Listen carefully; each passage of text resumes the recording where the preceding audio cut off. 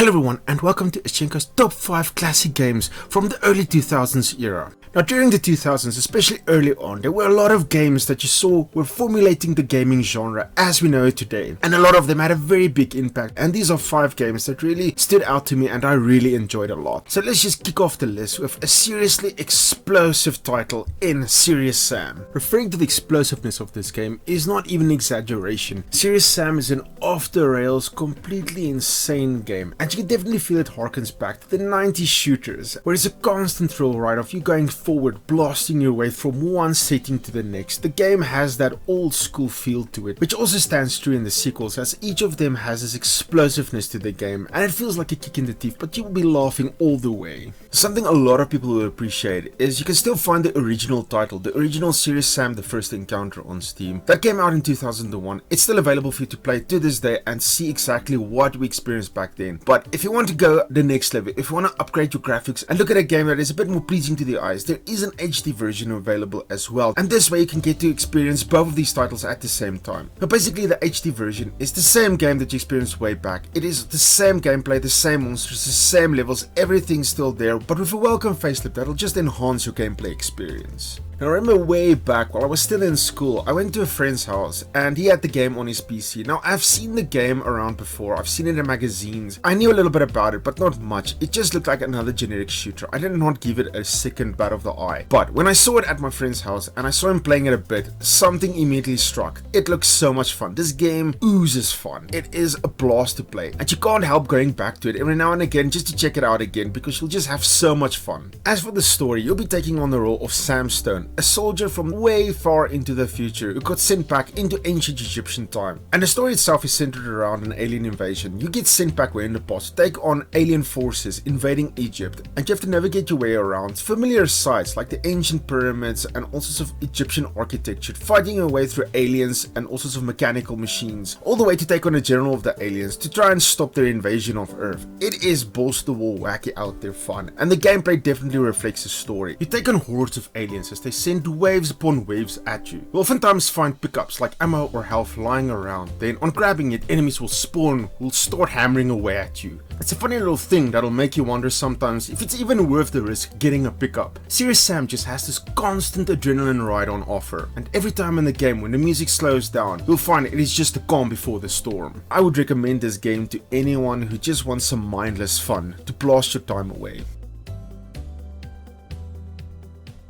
Next up we have a title that managed to play my chords like a perfectly timed guitar solo, and that is Ground Control. Way back when I first played Command & Conquer as a bright young lad, I instantly fell in love with the RTS genre. Strategy was my new jam. I enjoyed the hell out of it. The more I got into the genre, the more sort of variations you started to see, and more interesting stuff started to happen. For instance, Homeworld and so forth. You started seeing a lot of variations, and a game that really jumped out at me was Ground Control. When I first saw the box art, it leapt right off the stores, and I needed to play this game. It is something that grabbed my attention, and I was not disappointed. I started playing it and realized that this is not quite an RTS. This is definitely strategic and tactical. You had a lot to do in the game, but there was no base building. There was no need to manage your resources. All you had was your troops, and you dropped them into the battlefield. You just had to move forward with what you had, clearing the objectives, getting to the end of the mission as fast as you can and as efficiently as possible. Even the story of two factions in the far-off future fighting for control of a planet was kind of a bit interesting. Not so much for the story itself, but the characters actually kind of leapt out at me. I really enjoyed them and fell in love with them. It had a really cool vibe going for it, from the very technological side to more religious sides. It had these elements that they blended into the story quite well that I really enjoyed, but all of that paled in comparison to how much fun it is to execute every mission, to get your troops into place, march forward, and just strategically look at what you can do. Small little mistakes can really cost you, but at least the game was not insanely punishing. When you lose a few units, you could still pull through to the end, and sometimes you had to restart where you think about what you did, what should you do. It had that strategic side to the game that I really loved so much. I would still recommend it today. It has aged quite a bit, so it might be something to get into and really look at if you really want to play it. The controls itself might be a little finicky at first, and there was an issue I encountered with the two screens where the game did not display properly, but I had to quickly find a fix. There was just one Google click away, and it really helped me get back into the game very fast. This is one I can recommend if you're a strategy fan. Ground Control is just a game I can easily recommend, and I'm pretty sure it's going to stand the test of time.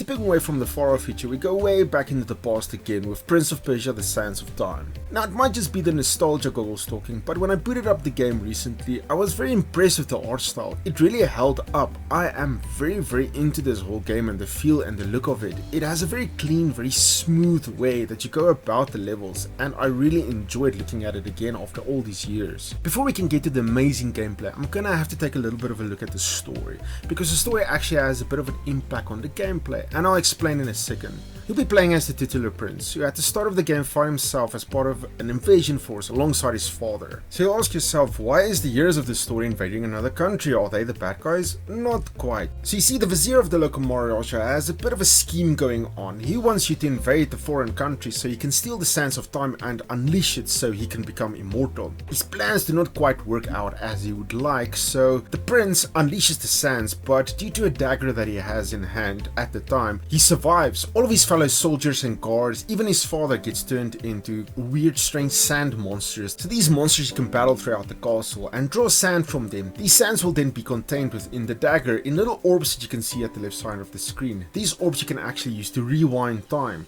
So this is where it comes into gameplay. There is a lot of mechanics in the game that you can play around with. This whole time reversal mechanic is not only important in battles that really save your butt in quite a few situations, but it is very important while doing platforming. So this is another big part of the game. You're gonna run around the levels trying to see special location where you can jump up, run along walls, jumping between pillars, and this is gonna take up a lot of your time in the game. You're gonna be dodging traps and trying to experiment, seeing where you can fit in and what your timing is gonna be exactly meticulous. And you're gonna be utilizing your sand in these sections especially, so you're gonna have to save it between battles. At the end of most battles, you'll find the level opens up where you can explore and you can see what you want to do. So this is a part where I have a little bit of a gripe with the game. As you're parkouring around, the camera will oddly swift around, jump here and there, and not quite follow you 100% the way you'd like. So you're gonna make quite a few mistakes due to the camera. This does not happen a lot, but this is definitely something to keep in mind as you're exploring. You're gonna have to check out the camera and be quite sure how you're gonna approach the next puzzle, so you don't fall to your demise as much as you normally would. At least the sand really helps you around in these sections. I didn't really have to restart the game all that much. The sand really plays a big part in the game, and as you explore around, you'll be able to find sections where you can extend your health bar and get more globes for your sand, so you can be able to store more as you progress throughout the game.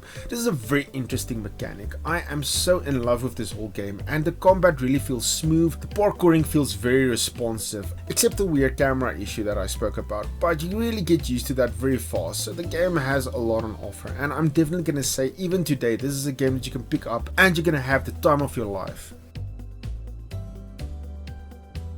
Sticking to the past, we're gonna circle right back around to the strategy side of things with Stronghold. In the game, you'll oversee your own nation, while there are different lords out there out to get you. Also some funny quirky characters, but the story itself of the game is the driving force behind the scenes, but it's certainly not the thing that'll bring you back to the game time and time again. There's a certain quality to the gameplay of Stronghold, where the addiction really starts to ramp up, and this is in the form of you getting your castle up and running and then having it run like a well-oiled machine. There's a level of micromanagement to the game. This is not your normal sort of RTS game, not in the least. You're gonna have to acquire resources to get your castle to run effectively, but there's also the happiness of your people to take into consideration. Meanwhile, a steady stream of enemies will keep attacking your castle, while you have to keep up the defenses and test out what works best where. It is definitely a give and take sort of system. You'll need to see what works best for yourself. There is fine tuning to the game, of the resources, not getting too many, not getting too few, getting the right amount of troops, not overspending, not underspending,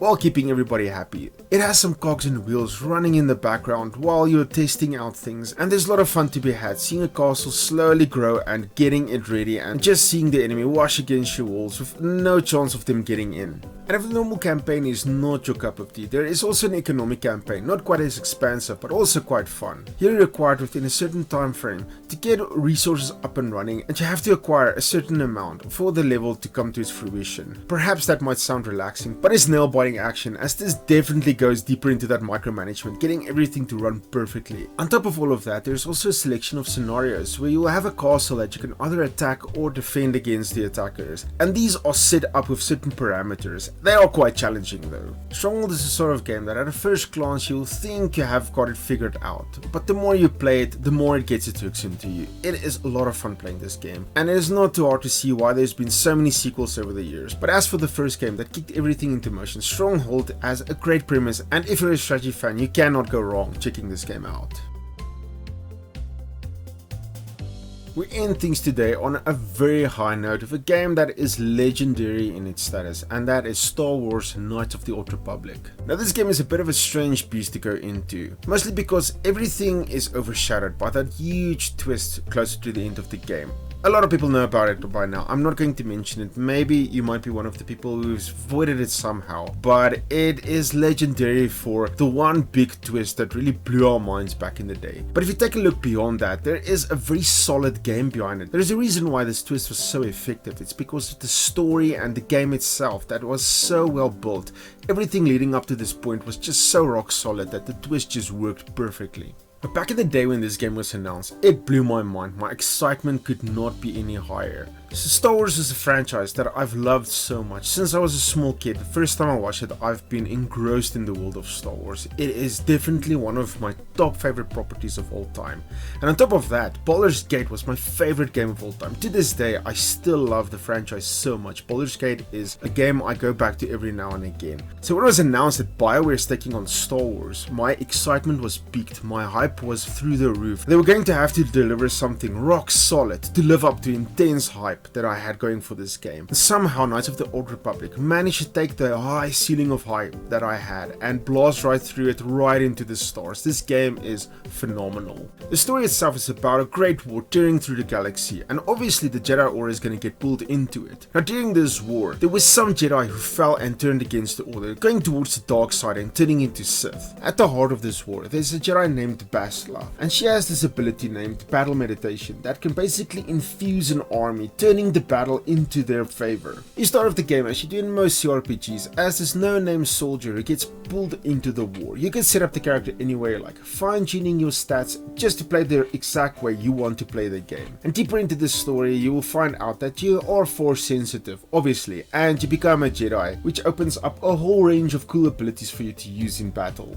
As is to be expected from a BioWare title, what makes the game very unique and very memorable, it's the whole range of party members who'll be joining you on your journey, not to mention all of the locations you'll be checking out, ranging from some that is very well known to some that's quite unique and very interesting and newcomers to the galaxy. The game looked and felt so very Star Wars, but it is the underlying machinery that's working, all of the RPG elements that brought everything home, that made everything work so very well. It truly felt like you were in a galaxy far, far away, and the way you interact with characters going between planets and all of the things that you had to do throughout the story, that just made the game so very memorable and so worth checking out. I don't actually even want to talk about anything that happens within the game. If you've never experienced Star Wars Knights of the Old Republic, it is just one of those must-play games that you have to see for yourself at least once throughout your lifetime. I cannot place emphasis on just how much I recommend this game. If you're an RPG fan, it's a game you should have played long ago. If you're not, and this might not be your cup of tea, it is still a game that I'd highly recommend just checking out and seeing it for yourself. There's a reason why this game just keeps on popping up on so many lists throughout the years, because it is something that has changed the gaming genre for the better, and even talking about it now, it just makes me want to play it again. These are 5 games from the early 2000s that really made a huge impact, and to me personally they were very important games, and therefore I'm still to this day enthused about these 5 games, so I can highly recommend anyone checking them out again. But these are just 5 games from a whole long list of many titles out of the period, so I will definitely check out 5 more games from this period, as well as going forward into the middle 2000s and even jumping back to the 90s again. There are a lot of games from this period, and games that were linchpins in invoking our imaginations and help driving forward the force to create the games that we know and love today. But this is just my opinion. I would love to know what you guys think of these games. Definitely subscribe to the channel if you want to see more top 5 videos like these on classic games, as well as some indie titles, as well as some first impression videos that I also do daily. Thank you guys so much for stopping by on this nostalgic trip into the past, and definitely have an excellent day. I'll see you guys again soon in the next one.